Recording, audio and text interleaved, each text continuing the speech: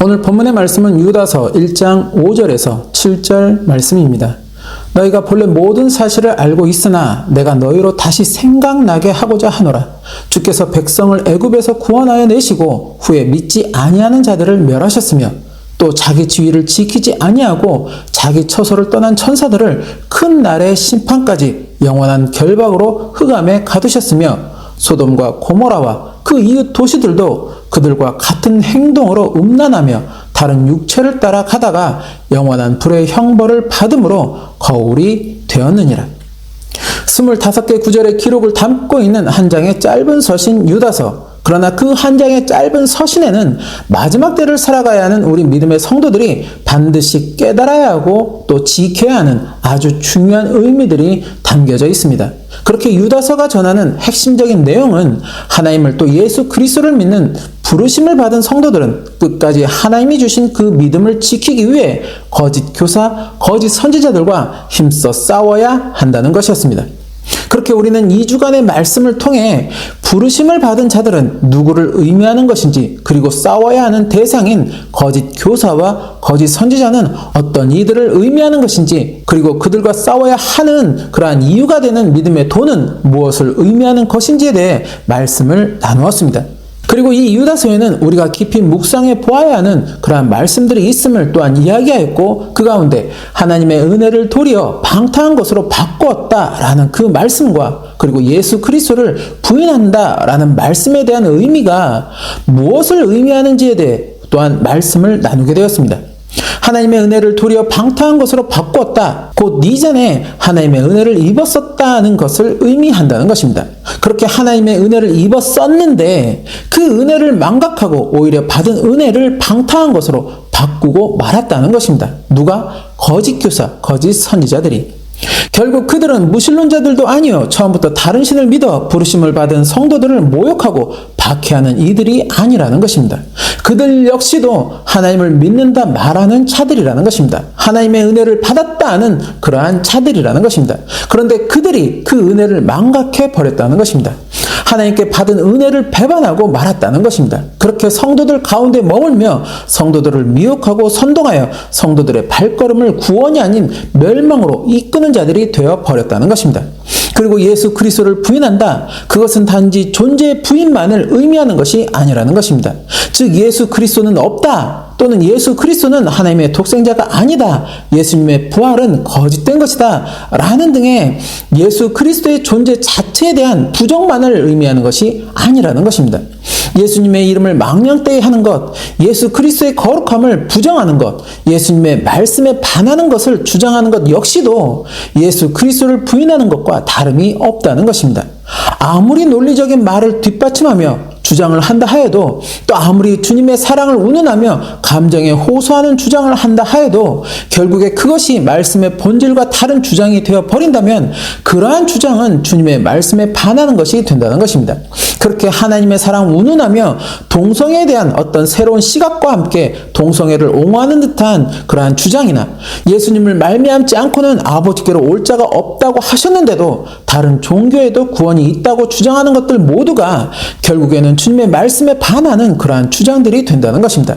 하나님을 믿는다, 예수 그리스도를 부인하지 않는다 하면서도 불구하고 이러한 주장을 하고 또 이러한 주장을 믿는다는 것은 결국에 예수님을 믿는다고 하는 자가 예수님의 말씀은 거짓된 것이라고 부정하는 것과 다름이 없다는 것입니다. 그것은 하나님을 또 예수 그리스도를 믿는 것이 아니라는 것입니다. 그러기에 우리 믿음의 성도들은, 특별히 마지막 때를 살아가는 부르심을 받은 자들은 이것을 늘 주의하며 자신의 생각과 언행을 주의하고 살필 수 있어야 한다는 것입니다.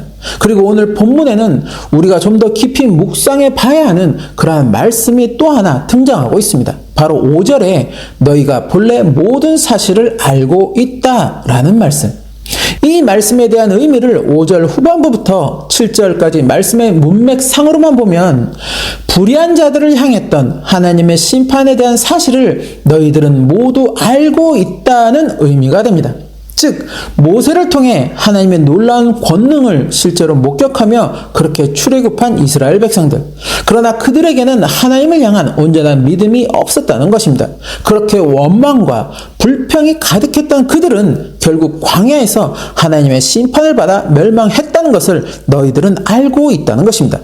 또한 지금의 사단은 이전에 하나님의 천사장이었으며 그의 교만으로 인해 결국 하나님의 심판을 받아 하늘에서 쫓겨나 흑암에 가둬진 사실을 너희들은 알고 있다는 것입니다. 그리고 음행이 가득했던 소돔과 고모라를 하나님이 어떻게 심판하사 그들이 결국 멸망하고 말았는지를 이미 너희들은 다 알고 있다는 것입니다.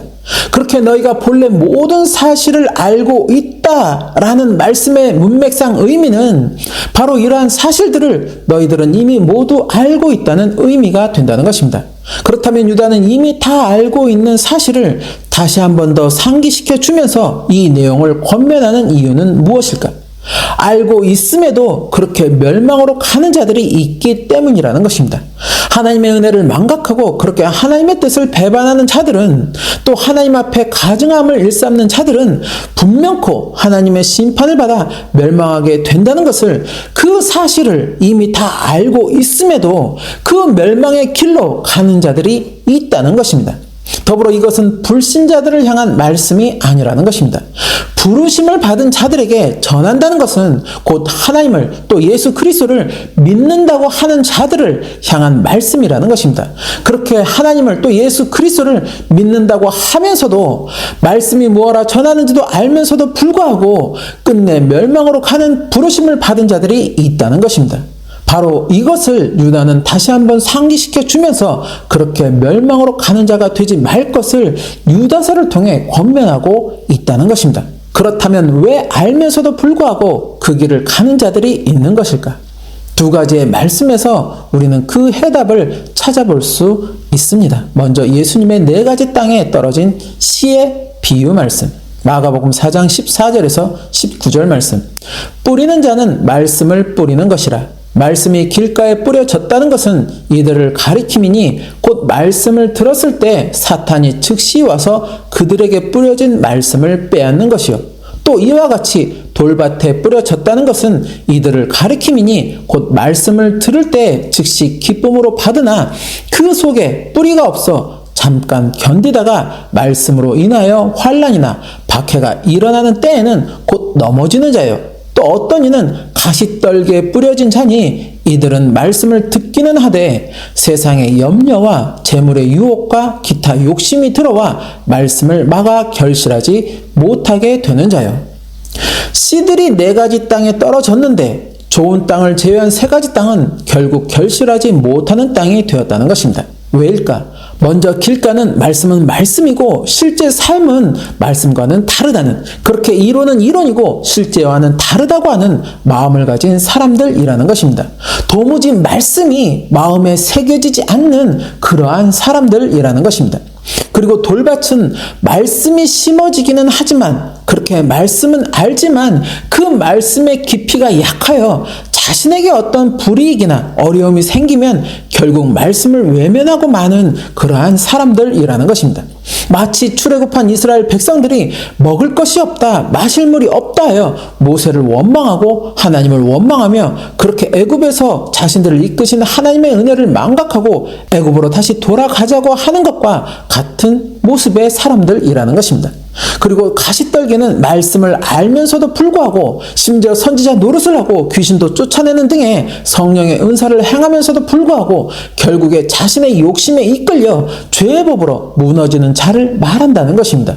마치 발람 선지자가 이스라엘을 축복하고 저주하지 말라고 하는 하나님의 뜻을 알면서도 불구하고 재물을 향한 욕심에 눈이 멀어 결국 이스라엘에게 위협이 되는 그러한 계략을 모압왕 발락에게 알려주며 끝내 하나님의 뜻을 배반하고 마는 그러한 자의 모습이라는 것입니다.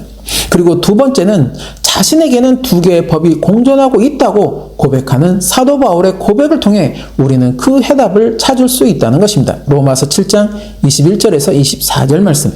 그러므로 내가 한 법을 깨달았노니 곧 선을 행하기 원하는 나에게 악이 함께 있는 것이로다.